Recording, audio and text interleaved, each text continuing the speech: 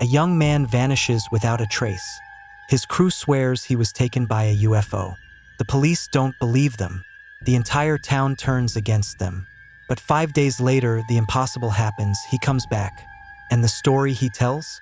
It's beyond terrifying. What really happened to Travis Walton? A hoax? Or the most chilling alien abduction case in history? Stick around, because this story will leave you questioning everything. By the year 1975, a young man named Travis Walton, just 22 years old, had built a reputation for being a bit of a daredevil in his hometown of Snowflake, Arizona. He wasn't one to shy away from adventure. He roared through town on a loud Harley-Davidson, participated in wild bull riding competitions, and had a background in boxing. One of the most talked about stories about Travis involved a night when he and his friends were driving along a wooded road. Suddenly, a massive bear leaped onto the road, standing there, seemingly unfazed by the approaching vehicle. Without a moment's hesitation, Travis bolted out of the car, charging at the creature and successfully scaring it back into the woods.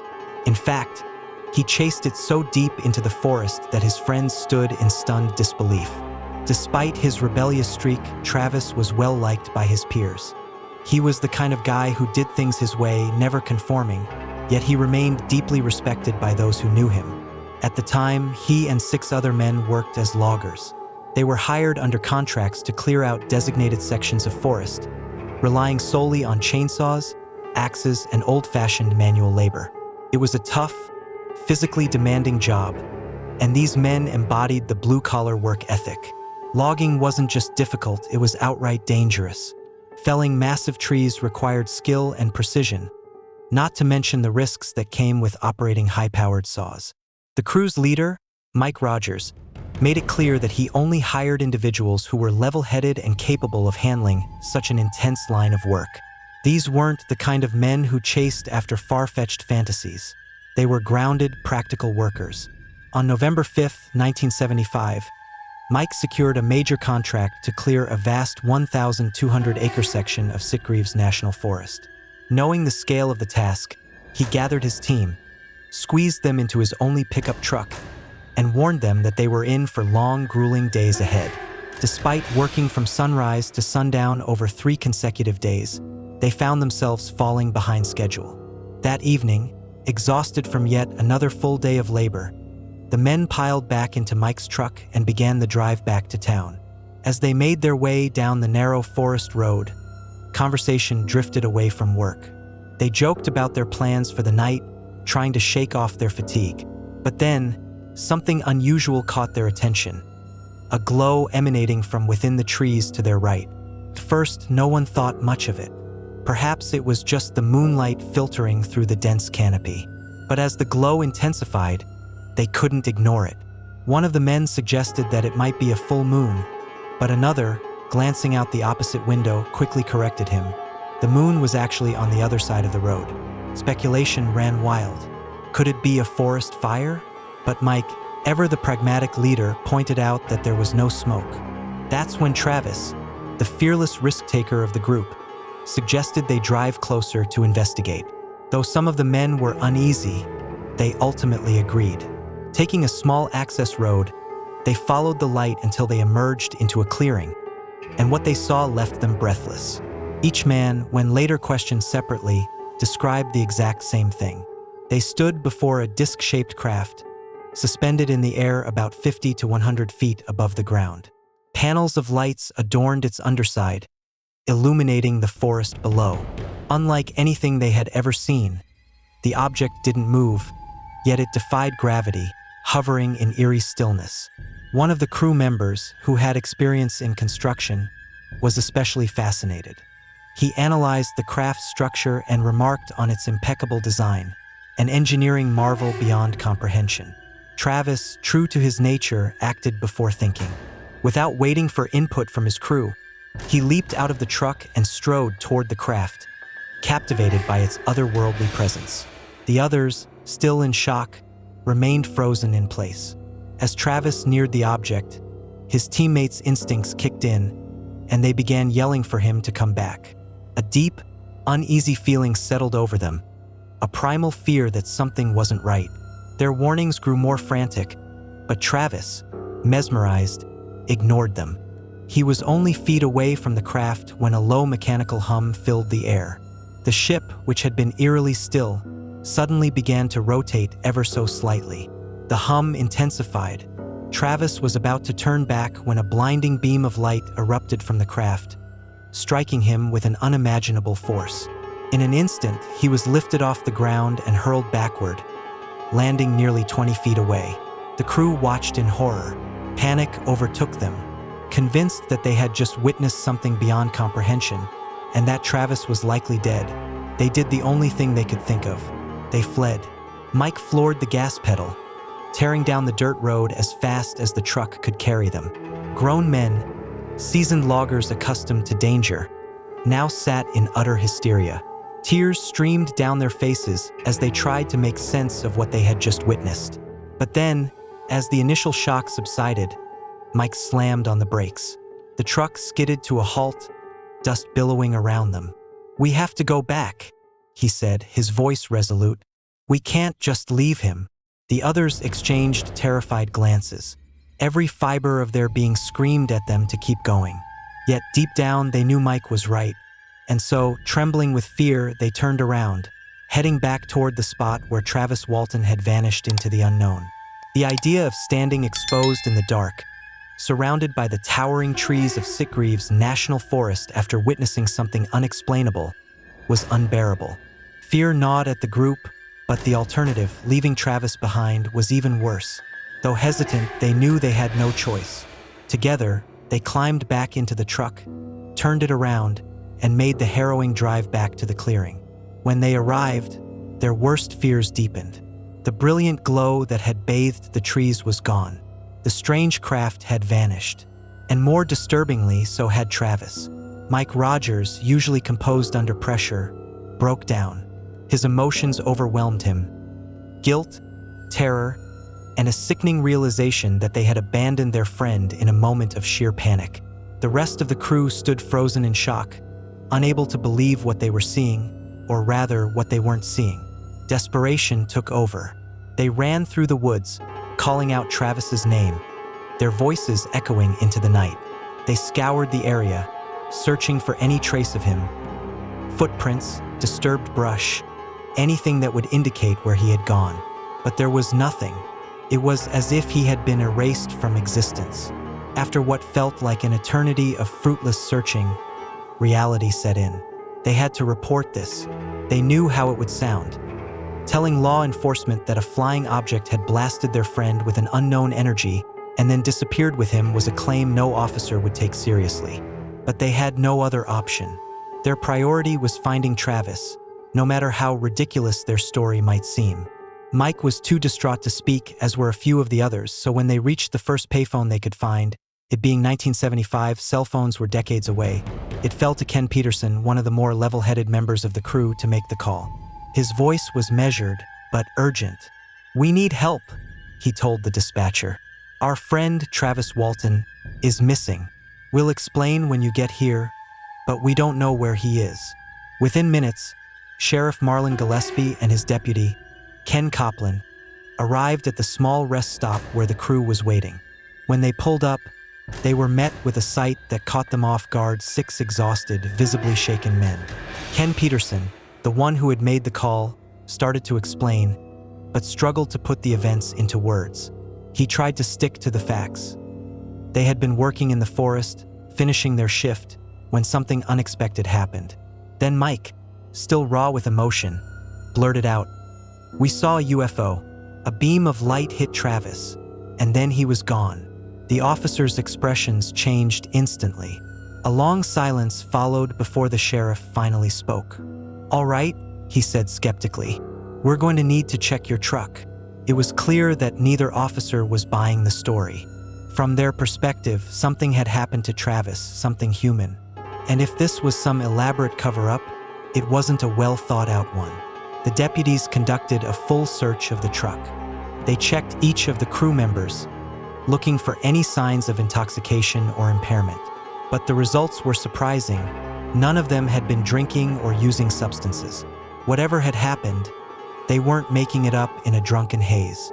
Sheriff Gillespie was a skeptic through and through, as was his deputy, but even he admitted that something had deeply disturbed these men. They weren't acting, they were genuinely shaken. Still, in his mind, the most logical explanation wasn't extraterrestrial, it was criminal. The next morning, as dawn broke, a large-scale search was launched in the forest where Travis had disappeared. Officers, volunteers, and tracking dogs scoured the area, covering every inch of ground. But there was nothing. No blood, no torn clothing, no signs of struggle. It was as if Travis had simply ceased to exist. As the search continued, the sheriff's patience wore thin. He pulled Mike aside and leveled with him. "Listen," he said, "we know something happened to Travis. If you just tell us where his body is, we can help you. We'll go easy on you." Mike was stunned. "What? We didn't do anything to him. We told you what happened." But it didn't matter. The longer Travis remained missing, the more convinced the authorities became that the crew was responsible. Their credibility was eroding with each passing hour, and soon, it became clear. They were no longer just witnesses in a missing persons case. They were suspects. As tension mounted, something else happened that unsettled Mike even more. While the search teams combed the area, 3 men in red jackets appeared on the scene. Unlike the uniformed officers, these men carried strange-looking handheld devices that emitted a rhythmic clicking sound, devices eerily similar to Geiger counters. Mike watched them curiously. He had secretly hoped that the authorities would take the UFO angle seriously and bring in some kind of expert, though he now realized how naive that expectation had been. But who were these men? Driven by curiosity, he approached them. "What are you scanning for?" he asked. One of the men, without making eye contact, replied flatly, "Radiation." That made sense to Mike. If the craft had emitted some sort of energy beam, it was possible that radiation levels in the area had spiked. But something about these men felt off. "Are you guys with the sheriff's department?" Mike pressed. The man hesitated before giving a vague, non-committal answer. Mike decided to test a theory. If there really had been residual radiation, the crew might have been exposed to it. So he asked the men to scan their clothing. One of the men held his device over the crew's jackets. The machine remained silent. Mike realized something. After calling the police the night before, they had all gone home and changed their clothes. If there had been any radioactive material, it was likely on their old work gear, not what they had on now. Then he had an idea. "Our hard hats," he said. "They were out there the whole time. Can you scan those?" One of the men agreed. He passed the device over the first helmet. Instantly, the machine went wild. The dial shot to the maximum reading. The men in red exchanged glances. Without a word, they signaled to one another, shut off their equipment, and abruptly turned to leave. "Wait," Mike called after them. "What does this mean? Where are you going?" They didn't answer. The crew stood there, dumbfounded, watching as the 3 figures walked away and disappeared into the trees. Mike turned to the sheriff, hoping for answers. "Who were those guys?" Sheriff Gillespie furrowed his brow. "Who?" "The men in red," Mike said. "The ones scanning for radiation." Gillespie's expression darkened. "We didn't send anyone to scan for radiation. I don't know who they are." Mike's stomach dropped. Whoever those men were, they weren't part of the official investigation. And just like Travis, they had vanished without a trace. Days passed, and still there was no sign of Travis Walton. No body, no evidence, no explanation, nothing. The town of Snowflake, Arizona, quickly turned its back on the 6 men who had been with Travis Walton on that fateful night. The community, once familiar and supportive, now regarded them with suspicion. To many, the notion that Travis had been taken by an unidentified flying object was nothing more than a fabricated excuse, a desperate cover-up for something far more sinister. The rumors spread like wildfire. These men had harmed their coworker, and the alien abduction was just a poorly crafted lie to evade responsibility. Law enforcement didn't help their case.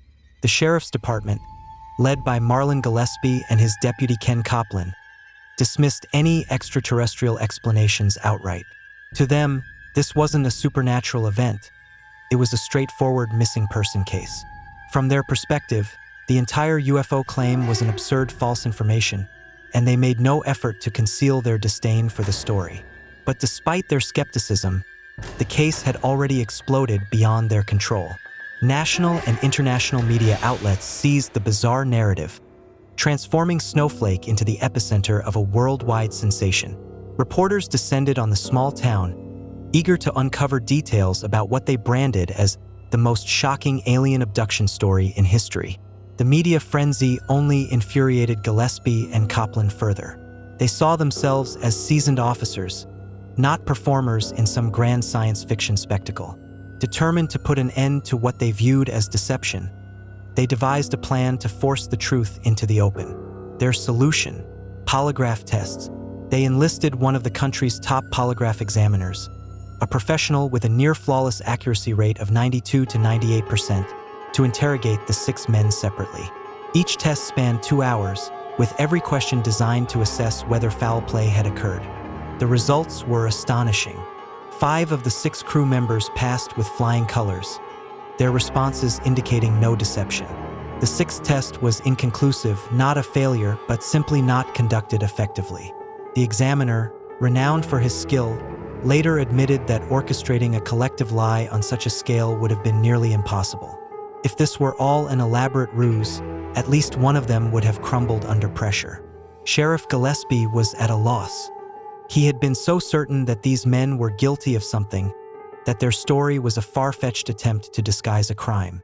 Yet now, with expert confirmation that they were telling the truth, his entire theory unraveled. Then, 5 days after Travis Walton's disappearance, the unthinkable happened. He returned. Travis later recounted his experience in various interviews, each time emphasizing how disoriented he had been upon waking.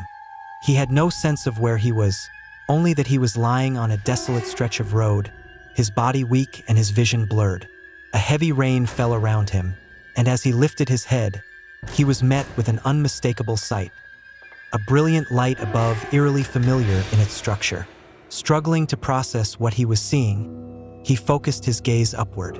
Though his mind was hazy, he recognized the shape.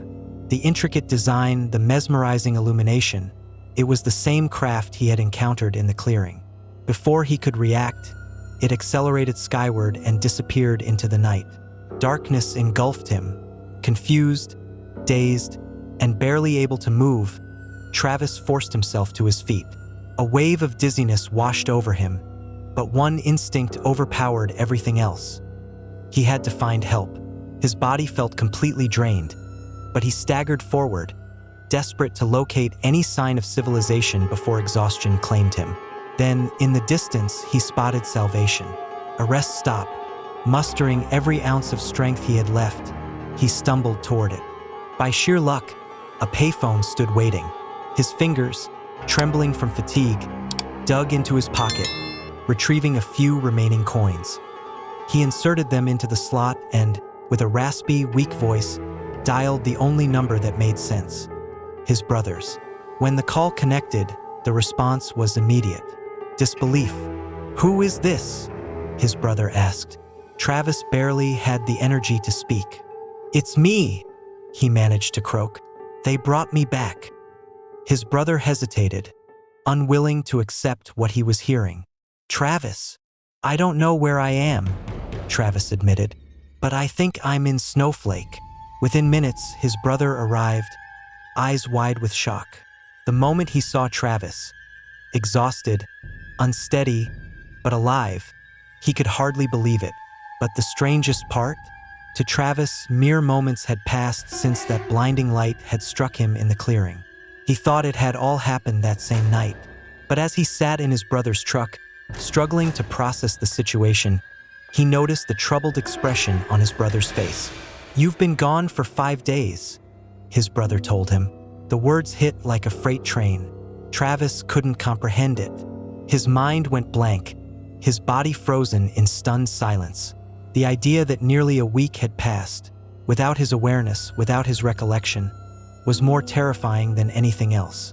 Instead of contacting the authorities immediately, his brother made a crucial decision. Given the sheer media hysteria surrounding Travis's disappearance, he chose to take him somewhere safe first. He drove straight to Phoenix, where a private hospital could assess Travis's condition away from the relentless press. The doctor who examined Travis was familiar with the case. How could he not be? It had been dominating the news cycle for days. Yet, as he conducted his medical evaluation, his findings were perplexing. Physically, Travis showed no signs of injury, apart from one detail: a small puncture wound on his arm, as though an injection had been administered. Blood tests confirmed that no drugs were present in his system, ruling out any immediate theories of intoxication or medical sedation. However, he was severely malnourished and dehydrated, suggesting that whatever had happened to him, it had taken a toll on his body. Meanwhile, back in Snowflake, word of Travis's return spread like wildfire. The sheriff's department, relentless in their skepticism, wasted no time. Calls flooded his brother's phone, demanding answers. Gillespie himself made the trip to Phoenix, sitting face to face with the man who had, until recently, been presumed dead. The sheriff studied Travis closely, expecting to see cracks in his story, signs of deception, inconsistencies. Instead, he saw something else entirely: trauma. Travis looked shattered, like a man who had endured something beyond explanation. When asked about what had happened, he could only recount fragments: the initial encounter, the overwhelming light, waking up on the road. The missing days remained a void, an unsolvable mystery even to him. With no evidence of wrongdoing and no logical explanation for his disappearance, the sheriff had no choice but to let him go. He left, but the case refused to fade. The media pounced on the development, amplifying the frenzy. Cameras, reporters, and interview requests bombarded Travis and his family. Then a new offer emerged, one that changed everything. The National Enquirer proposed an exclusive interview, promising to take Travis somewhere private, away from the chaos. More importantly, they agreed to fund a series of medical and psychological tests, examinations beyond the routine checkups he had already undergone. It was during this period of relative seclusion that Travis's mind began unlocking fragments of his missing time. Initially, he had no memory beyond the road. But as he sat in a quiet room, recounting the events, flashes of something else surfaced. He remembered a sterile, dimly lit space, figures moving around him. He had assumed at first that they were doctors, humans dressed in medical attire. But as his memory sharpened, he realized that wasn't the case at all. The figures weren't human, and on his chest, placed with eerie precision, lay a rectangular device, an object he would soon come to believe was anything but ordinary. Travis Walton lay on the table, trying to process his surroundings. The device pressed against his chest didn't resemble any modern medical instrument. Rather, it looked like a smooth, weighty stone. As his eyes adjusted to the dim lighting, he turned his gaze to one of the masked individuals attending to him. This figure, focused intently on a small, box-like apparatus, suddenly turned its attention to Travis, leaning in as if scrutinizing him more closely. A wave of terror surged through him as he took in the being's appearance. A diminutive figure, barely 4 feet tall, with an elongated head and narrow, slit-like eyes. Its ashen gray skin gave it an almost spectral presence. Overwhelmed with fear, Travis reacted instinctively.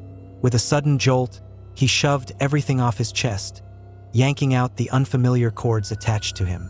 He tumbled off the table, hitting the ground with a thud. Regaining his footing, he quickly surveyed the room. It was compact, confining, and occupied by 3 of these unearthly beings, all silently observing him.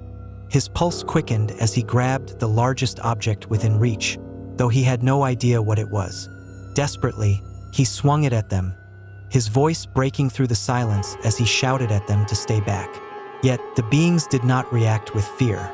Instead, they simply inched forward, methodically studying him. Travis felt his breath hitch as they got closer, too close. But just as he braced for the worst, they suddenly turned away and exited the room without a sound, leaving him in eerie solitude. He hesitated, his mind racing. Then, determined not to stay confined, he cautiously stepped toward the exit. The creatures had turned left down the corridor, but he veered right, hoping to find an escape. Navigating the unfamiliar hallway, he stumbled upon a small, sterile chamber containing only a single chair. The chair faced away from him, casting an unsettling presence in the otherwise empty space. Steeling himself, he crept forward and peered around it. No one was there. Searching frantically, he ran his hands along the smooth walls, hoping to find a hidden doorway or some means of escape. Yet, the surface remained seamless, unyielding. His eyes then fell upon the chair's armrest, where a series of buttons caught his attention. He pressed them randomly, hoping for some reaction, but nothing happened. Just as frustration took hold, movement at the doorway drew his gaze. A man, or at least something that resembled one, stood there. He was clad in a suit akin to an astronaut's, complete with a helmet obscuring his face. Relief flooded Travis. This was a human. The bizarre circumstances didn't matter. He had found someone like him. He rushed forward, words tumbling from his lips. "Please help me. Where am I? What is this place?" But the man did not respond. His eyes, visible through the helmet, were unsettlingly vacant, unfocused, as though he were staring past Travis rather than at him. It was as if he were trapped in a trance, devoid of awareness. Despite Travis' frantic pleas, the suited figure remained silent, simply grasping his arm and guiding him down the corridor. Travis complied, unsure of what else to do. Instead of leading him back to where he had awakened, the figure took him further down the hall, arriving at another door. Without a word, he opened it. Beyond lay a massive hangar filled with spacecraft identical to the one Travis had seen before. They floated effortlessly, seemingly defying gravity.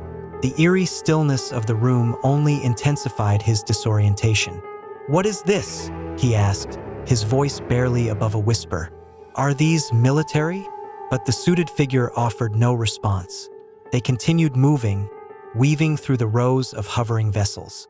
Travis' initial relief had begun to wane, replaced by creeping unease. Was this truly a rescue, or was he being led into something far worse? Reaching the far end of the hangar, they entered another pristine white room. Inside stood 3 more figures, identical to the first, their eyes just as hollow. Positioned beside a medical table, they remained motionless, facing the doorway as if awaiting his arrival. Travis hesitated, but his silent guide led him forward, delivering him into their grasp. Panic set in as they lifted him onto the table. He struggled, demanding answers. "What are you doing? Let me go!" But his protests were ignored. Before he could resist further, they placed a mask over his face. A sickly sweet gas filled his lungs. Darkness consumed him. The next thing he knew, he was lying on a desolate road, staring up at a retreating light that soon vanished into the night sky. Weak and disoriented, he forced himself to his feet and stumbled toward the nearest payphone, desperate to contact his brother. For days, Travis found himself thrust into a whirlwind of media frenzy, police interrogations, and relentless questioning. It took some time before he finally reunited with his crew members, the men who had witnessed his disappearance firsthand. They gathered at Mike Rogers' house, each grappling with the weight of the moment. "Tell us everything," they urged. And so he did. As he spoke, they listened in stunned silence. They had no reason to doubt him. After all, they had been there for the first half of the ordeal. They had seen the unexplainable light. They had watched him vanish. When he finished, there were few questions. Only guilt. Guilt for fleeing that night. Guilt for leaving him behind.